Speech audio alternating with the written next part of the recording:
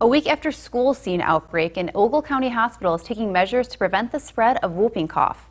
Rochelle Community Hospital has put an age restriction on visitors. No one under 18 years old is allowed inside the hospital. The ban is to protect patients and children from pertussis, commonly called whooping cough. Last week, Oregon High School had 8 confirmed cases of the illness. Now a second and third school have also seen cases. In the beginning, whooping cough looks like a cold, runny nose, low-grade fever, mild cough. If you have any of these symptoms and think you've been exposed, call your doctor.